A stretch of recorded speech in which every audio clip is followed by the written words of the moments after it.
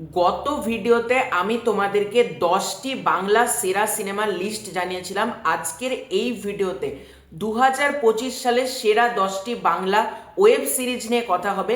তবে এখানে একটা ব্যাপার তোমাদেরকে নোট করে দিই, সেটা হচ্ছে এই ভিডিওতে প্রথম কথা হচ্ছে এই ভিডিওতে হইচই, চরকি, জি5 এবং নেটফ্লিক্স এই চারটে ওটিটি প্ল্যাটফর্ম ছাড়া কোনো ওটিটি প্ল্যাটফর্মের কন্টেন্ট এই ভিডিওতে ইনক্লুড থাকছে না। শুধুমাত্র এই চারটে প্ল্যাটফর্মেরই বেস্ট বাংলা 10টি ওয়েব সিরিজ নিয়ে কথা হবে। এছাড়াও আর একটা ব্যাপার এখানে আমি ক্লিয়ার করে দিই, দেখো এটা শুধুমাত্র আমার নিজস্ব ব্যক্তিগত মতামত।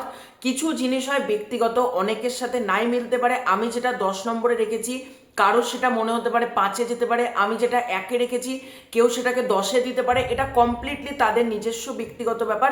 এখানে শুধুমাত্র আমি আমার মতামতটাই দেব। তো সবার ফার্স্টে তোমাদেরকে বলবো, চ্যানেলে প্রথমবার হয়ে থাকলে চ্যানেলটাকে সাবস্ক্রাইব করে দিও। তোমাদের যদি ভিডিওটা ভালো লাগে ভিডিওতে একটা লাইক করো, কমেন্ট করো।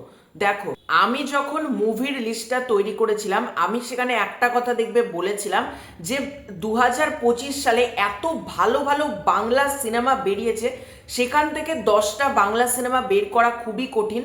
কিন্তু ওয়েব সিরিজের ক্ষেত্রে আমি উল্টো কথা বলবো, কারণ 2025 সালে বাংলা সিরিজে এমন কোনো সিরিজ হয়নি যে সিরিজটা এক্সট্রা অর্ডিনারি কোনো, মানে বাংলা ওয়েব সিরিজের সাপেক্ষে আমি 10টা নাম তোমাদেরকে দিচ্ছি সেটা ঠিক আছে, কিন্তু এমন কোনো ওয়েব সিরিজ কিন্তু হয়ে যায়নি যেগুলো মানে বাংলাতে এর আগে কখনো হয়নি। বরং বিগত বছরগুলোতে আমরা বাংলা থেকে ভালো ওয়েব সিরিজ পেয়েছিলাম, সেটা আবার প্রলয় হোক, শিকারপুর হোক, ছোট লোক হোক, এদিকে তোমার 30 কাপ হোক বাংলাদেশ থেকে দেখতে গেলে, বা মহানগর 2 হোক, মানে অনেক মানে মাল্টিপল সিরিজ, পেট কাটা শ বলো। কিন্তু এই বছর বাংলাদেশ বলো বা টলিউড পশ্চিমবঙ্গর কথা বলো, সেই রকম মনে দাগ কাটার মতন কিন্তু আমি কোনো সিরিজ পাইনি।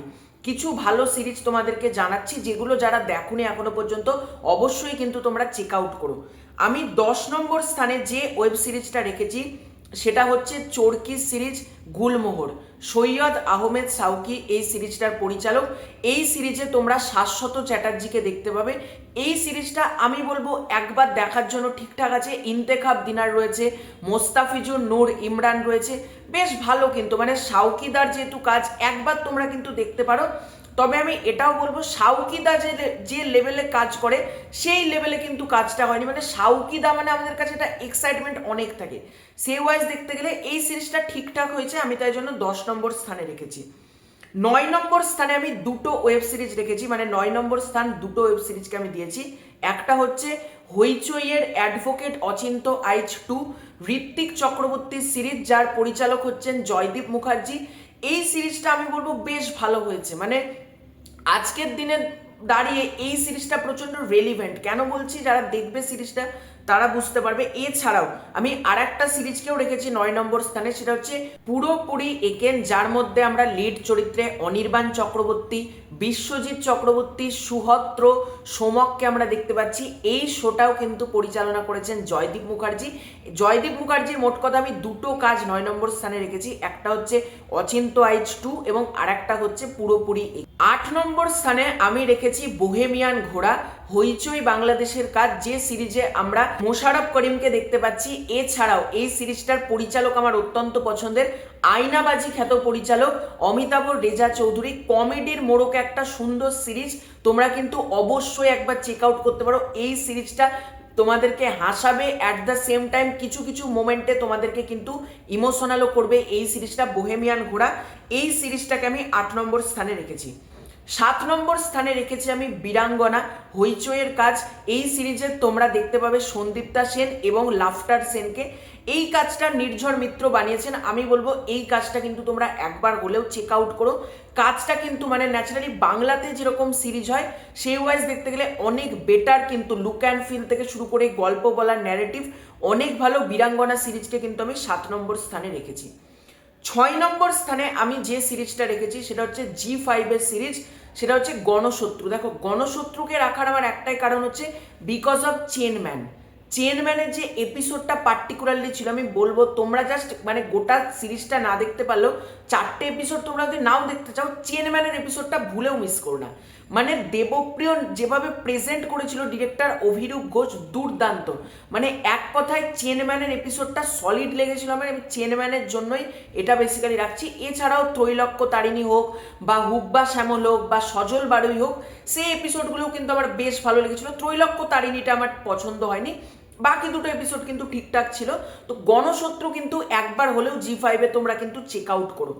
এরপর যে সিরিজটার নাম নেব, এই সিরিজটাকে আমি 5 নম্বর স্থানে রেখেছি এবং রিসেন্টলি এই কাজটা এলো, সেটা হচ্ছে কর্মা কর্মা, প্রতিম ডি গুপ্তর কাজ, যার মধ্যে তোমরা দেখতে পাবে সোহিনী সরকার, প্রতীক দত্ত, রীতাবরী চক্রবর্তীর সাতাফ ফিগারকে। এই সিরিজটা কর্মা কর্মা একটা কালিনারি যেমন ড্রামার অ্যাঙ্গেল গল্পের মধ্যে রয়েছে, ঠিক একইভাবে কিন্তু গল্পটা মানে একটা থ্রিলার গল্প। আমি বলবো এই কাজটা তোমরা দেখো, মানে এর থেকে আমি কিছু বলবো না। রিসেন্টলি কাজটা এসেছে এবং কাজটা আমার এক কথায় কিন্তু ভালো লেগেছে। হ্যাঁ, অনেকের কাজটা ভালো লাগেনি, কিন্তু এক বাক্যে যদি বলো, দেখো এই বছর এত এত সিরিজ এসেছে, সেই সাপেক্ষে তো ঠিকঠাকই একটা কাজ। এই কাজটাকে আমি রেখেছি 5 নম্বর স্থানে। 4 নম্বর স্থানে আমি রেখেছি AKA অর্থাৎ আকা, আবুল কালাম আজাদ, হইচই বাংলাদেশের কাজ, যার পরিচালক হচ্ছেন ভিকি জাহেদ। আমার অত্যন্ত পছন্দের একজন পরিচালক হচ্ছেন ভিকি জাহেদ। আফরান নিশো রয়েছে এই প্রজেক্টটাতে, এছাড়াও মাসুমা রহমান নাবিলাকে তোমরা দেখতে পাবে। এই কাজটা দেখো, এর থেকে বেশি কিছু বলবো না। এই কাজটা এক কথায় সলিড হয়েছে এবং হইচই বাংলাদেশের ওয়ান অফ দ্য বেস্ট কাজ। আমি ডিটেলসে আঁকা রিভিউতে এক্সপ্লেন করেছি এবং এই কাজটা যারা দেখোনি বিশাল কিছু মিস করে গেছো। আঁকার কথা বলছি।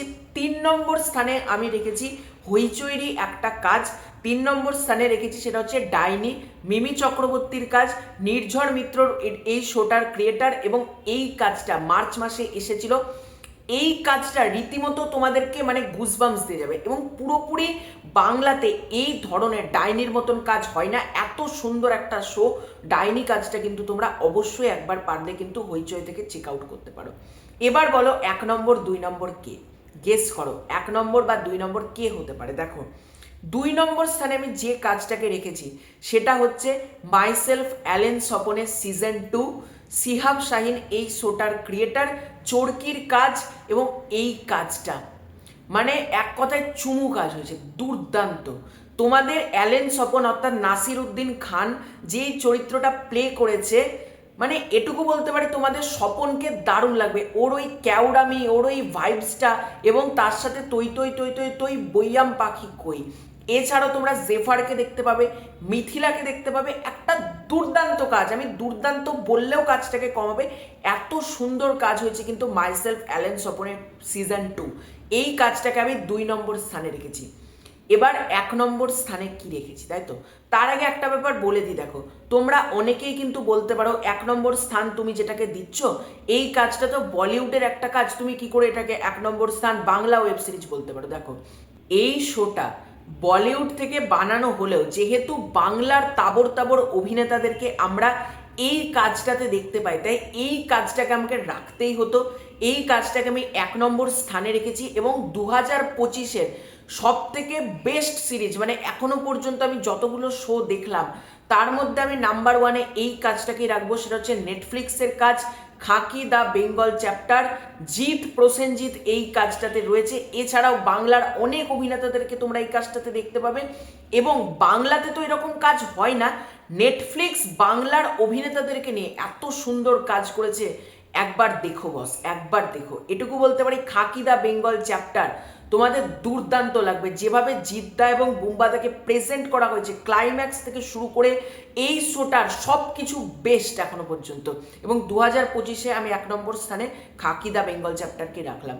তো এটাই ছিল 10টা ওয়েব সিরিজের লিস্ট। তো তোমরা কি কি ওয়েব সিরিজ বাংলা এই বছরে দেখেছো কমেন্ট করে জানিও, এবং তোমাদের কোন কোন সিরিজ ভালো লেগেছে, আমার মতের সাথে কারা একমত সেটা কিন্তু ডেফিনেটলি কমেন্ট করে জানিও। চ্যানেলে প্রথমবার হয়ে থাকলে চ্যানেলটাকে সাবস্ক্রাইব করে দিও। খুব শীঘ্র দেখা হচ্ছে নতুন কোনো ভিডিওতে, ততক্ষণের জন্য বাই বাই।